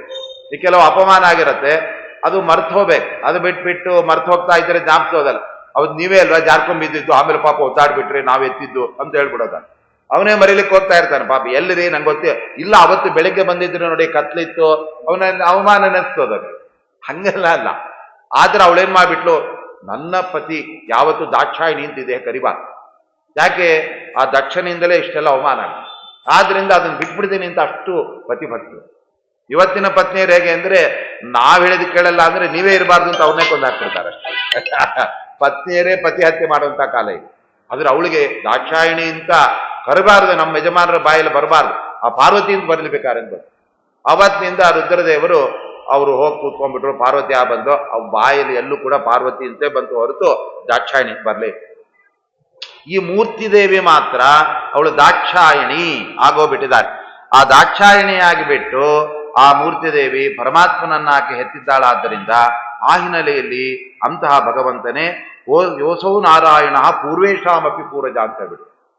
ನೀವು ಮತ್ತೆ ಮೂಲ ರೂಪ ಹೇಗೆ ತಗೋಬಾರ್ದು. ಯಾಕೆ ಅಂದ್ರೆ ಈ ವಿಶ್ವಾಮಿತ್ರರು ಆಮೇಲೆ ಬಂದಿರತಕ್ಕಂತಹದ್ದು ಯಾರ್ಯಾರು ಋಷಿಗಳು ಅವ್ರಿಗಿಂತ ಮೊದಲಿನವರು. ಆದರೆ ಕಶ್ಯಪಾದಿಗಳ ನಂತರ ಬಂದವರಷ್ಟೇ. ಕಶ್ಯಪ ಋಷಿಗಳ ಮೇಲೆ ಆಮೇಲೆ ಬಂದ. ಯಾಕಂದ್ರೆ ಆರಂಭದ ಸೃಷ್ಟಿಯಲ್ಲಿ ಕಶ್ಯಪಾದಿಗಳ ಋಷಿಗಳು ಬಂದ್ಬಿಟ್ಟಿದ್ದಾರೆ.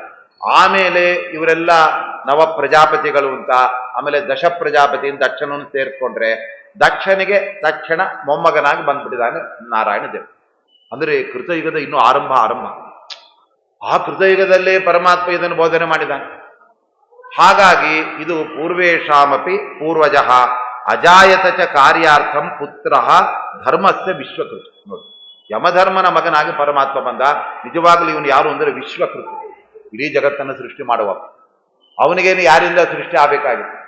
ಎಲ್ಲವನ್ನ ಸೃಷ್ಟಿ ಮಾಡುವವನಿಗೆ ಅವನು ಅದರಿಂದ ಬರಬೇಕಾ ಇನ್ನೊಬ್ಬರಿಂದ? ಆದರೂ ಪರಮಾತ್ಮ ಬರ್ತಾನೆ. ಯಾಕೆಂದ್ರೆ ಅವ್ರ ಮೇಲೆ ಕರುಣೆ, ಅವರು ಮಾಡಿದ ತಪಸ್ಸು. ಆ ತಪಸ್ಸು ಅಷ್ಟು ಚೆನ್ನಾಗಿ ಅವರು ಮಾಡಿದ್ದಕ್ಕೋಸ್ಕರವಾಗಿ ಪರಮಾತ್ಮ ಏನ್ ಮಾಡ್ತಾನೆ, ಅವರ ಹತ್ತಿರ ಬಂದು ಮಗನಾಗಿ ಬಂದ. ತನ್ನ ಕಾರ್ಯವನ್ನು ಕೂಡ ಅವನು ಭಗವಂತ ಸಾಧಿಸ್ಕೊಂಡ್ಬಿಟ್ಟ. ಅದು ಯಾವುದು ಅಂದರೆ, ನಾನು ಭಾಗವತ ಧರ್ಮವನ್ನ ಈ ಪ್ರಪಂಚದಲ್ಲಿ ಪ್ರಖ್ಯಾತಿ ಮಾಡಬೇಕು. ಅಲ್ಲಿಗೆ ನೋಡಿ, ಬದರಿನಾರಾಯಣ ದೇವರು ಭಾಗವತ ಧರ್ಮ ಹೇಳಿಕ್ಕೆ ಬಂದಿರೋದು, ವೇದವ್ಯಾಸ ದೇವರು ಭಾಗವತ ಧರ್ಮಗಳ ಜೊತೆಗೆ ಪರಮಾತ್ಮನ ಮಹಿಮೆಯನ್ನು ಹೇಳಕ್ಕೆ ಬಂದಿರೋದು.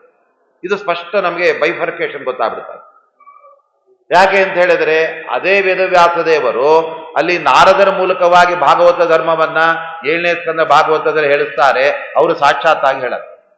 ಯಾಕೆಂದ್ರೆ ನಾರದರೇ ಬದ್ರಿನಾರಾಯಣ ದೇವರ ಹತ್ರ ಈ ಪುರುಸೂಕ್ತ ಹೇಳಿದ ಬದ್ರಿನಾರಾಯಣನ ಹತ್ರ ಭಾಗವತ ಧರ್ಮ ಕೇಳ್ಕೊಂಡ್ ಬಂದಿದ್ದಾರೆ.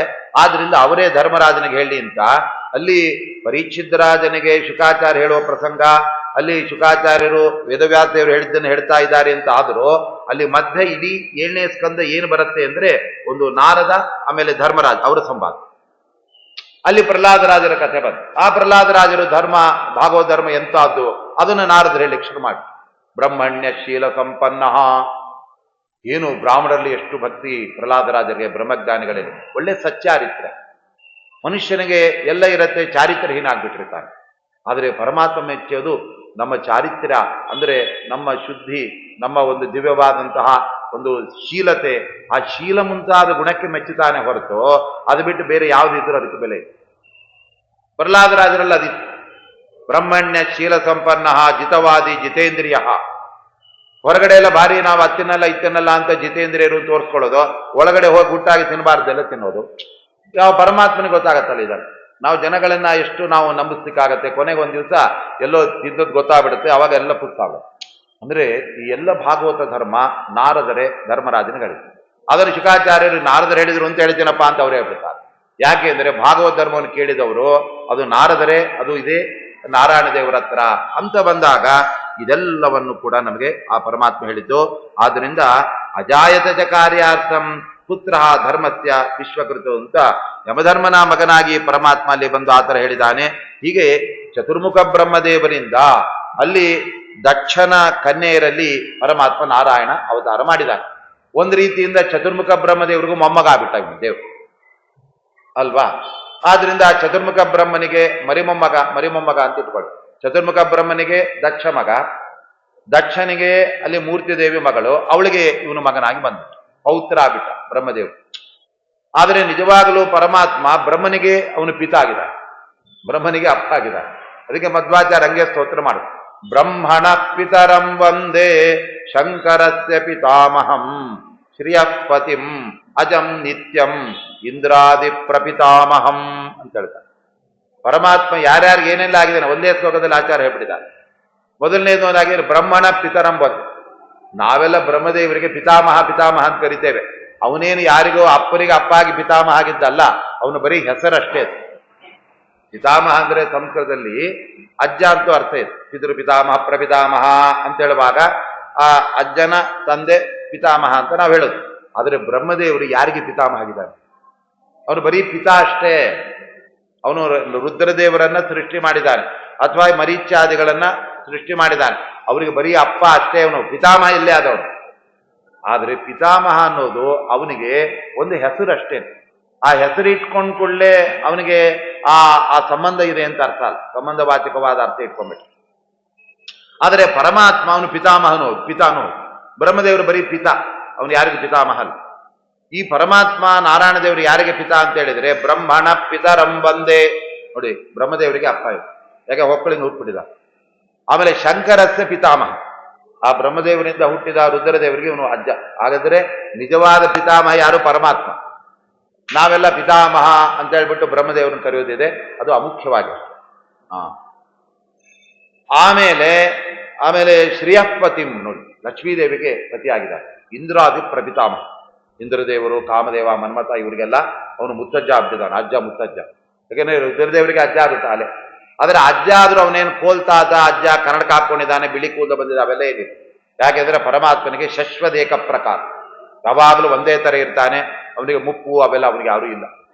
ಚಿಂತಾ ಸಂತಾಪ ಲೇಪ ಉದ್ಭವ ಮೃತಿಮುಖರ ಅಶೇಷ ದೋಷ ಅತಿ ದೂರ, ದೋಷಗಳು ಯಾವುದು ಕೂಡ ಇಲ್ಲ. ಆ ಥರ ಪರಮಾತ್ಮನನ್ನ ನಾವು ತಿಳ್ಕೊಳ್ಬೇಕು, ಅವನೇ ಇದಕ್ಕೆಲ್ಲ ಮುಖ್ಯ ಅಂತ ಹೀಗೆ ಪುರುಷ ಸೂಕ್ತ ಅದರ ಋಷಿಗಳನ್ನ ನಾವು ತಿಳ್ಕೊಳ್ಬೇಕು. ನಾವು ಇದೆಲ್ಲ ಬೇರೆ ಬೇರೆ ಎಲ್ಲೋ ಕೆಲವೆಲ್ಲ ಯೂಟ್ಯೂಬ್ ಅದೆಲ್ಲ ಪುರುಷ ಸೂಕ್ತದ ಅರ್ಥ ಅಂತ ಕೊಟ್ಟಿರ್ತಾರೆ, ಏನು ಹೇಳೋದಿಲ್ಲ. ಋಷಿ ಯಾರು ಹೇಳಲ್ಲ, ಛಂದಸ್ಸು ಮೊದಲೇ ಹೇಳಲ್ಲ, ಆಮೇಲೆ ಇನ್ಯಾವುದು ಪ್ರತಿಪಾದ್ಯ ದೇವತೆ ಇಲ್ವೇ ಇಲ್ಲ. ನೋಡಿ, ಸಹಸ್ರ ಶೀರ್ಷ ಪುರುಷ, ಅವನಿಗೆ 1000 ತಲೆಗಳು, ಗೊತ್ತುಂಟಲ್ಲ, 1000 ತಲೆಗಳು, ಅವನಿಗೆ ಪಾದಗಳು 1000. ಏನ್ರಿ ಪುರುಷ ಸೂಕ್ತದ ಅರ್ಥ? ನಿಜವಾಗ್ಲೂ ಅದು ಏನು ಸೂಕ್ತ? ಅದಕ್ಕೆ ಋಷಿ ಛಂದೋ ದೇವತೆಗಳು ಯಾರು? ಬರೀ ದೇವತೆ ಬಿಟ್ರೆ ಮತ್ತೆ ಡೌಟ್ ಬರುತ್ತೆ. ಬರೀ ನಾರಾಯಣ ಋಷಿ ಅಂದ್ರೆ ಯಾರು ನಾರಾಯಣ? ಮತ್ತೆ ಡೌಟ್ ಬರುತ್ತೆ. ಯಾರೋ ಒಬ್ಬ ಕೇಳಿದ, ರಾಮಾಯಣ ರಚನೆ ಮಾಡಿದ್ದು ಯಾರು? ಅದಕ್ಕೆ ವಾಲ್ಮೀಕಿ ಯಾರು? ಅದೇ ಹೇಳಿದ ಕೃಷ್ಣ. ವಾಲ್ಮೀಕಿ ಅಂದ್ಬಿಟ್ರೆ ಯಾರಿಗೆ ಅರ್ಥ ಆಗುತ್ತೆ? ವಾಲ್ಮೀಕಿ ಅಂದ್ಬಿಟ್ರೆ ಕೆಲವೆಲ್ಲ ವಾಲ್ಮೀಕಿ ಜನಾಂಗ ನಾವೇ ಅಂತ ಅವ್ರು ಅಡ್ಡ ಬಂದ್ಬಿಡ್ತಾರಷ್ಟೇ. ಆಮೇಲೆ ವಾಲ್ಮೀಕಿ ಅನ್ನೋದಕ್ಕೆ ಸಂಸ್ಕೃತದಲ್ಲಿ ಹುತ್ತದಿಂದ ಹುಟ್ಟಿದವ ಅಷ್ಟೇ ಅರ್ಥ. ಮತ್ತೆ ಅವನು ಪ್ರಾಚೇತಸ್ಸು ಅಂತ ಅವನು ಹೇಳ್ಬೇಕು, ಮತ್ತೆ ಅವನ ಹೆಸರು ಹೇಳ್ಬೇಕು. ಈಗ ಬರೀ ಇಂದ್ರ ಅಂದ್ರೆ ಹೆಂಗೆ? ಪುರಂದರ ಅಂತ ಹೇಳ್ಬೇಕು ತಾನೆ. ಈ ಕಲ್ಪದಲ್ಲಿ ಆಳುವವ ಪುರಂದರ ಎಂಬ ಇಂದ್ರ. ಹಾಗೆ ಬರೀ ನಾರಾಯಣ ಅದು ಯಾರು ಹೇಳೋದೇ ಇಲ್ಲ.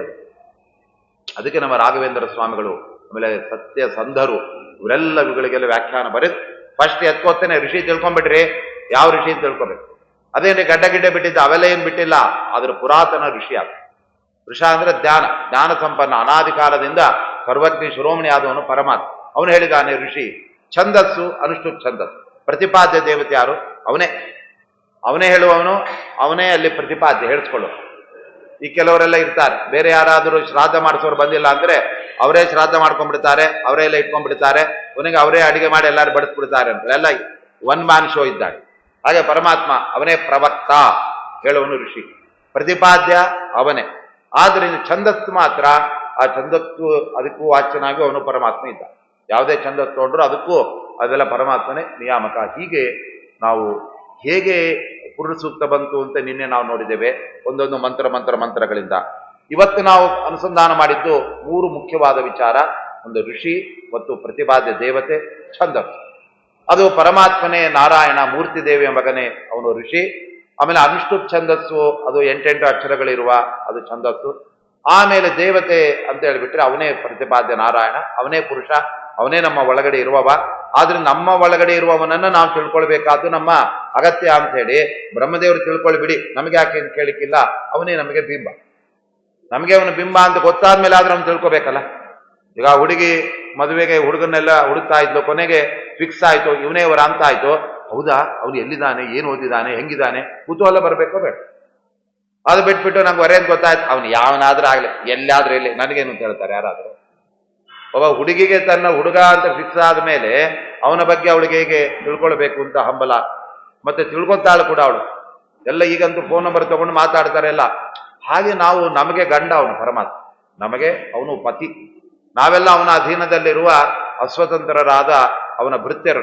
ನಮಗೆ ಸ್ವಾಮಿ ಅಂದಮೇಲೆ ಅವನ ಬಗ್ಗೆ ನಾವು ತಿಳ್ಕೊಳ್ಬೇಕಾದದ್ದು ಅಂತ ಆ ಪುರುಷ ಸೂಕ್ತ ಹೇಳ್ತಾ ಇದೆ. ಮತ್ತೆ ಅದರ ಮುಂದಿನ ಭಾಗವನ್ನ ನಾಳೆ ಕೇಳ್ತಾ ಇದ್ದೀವಿ. ಶ್ರೀಕೃಷ್ಣ.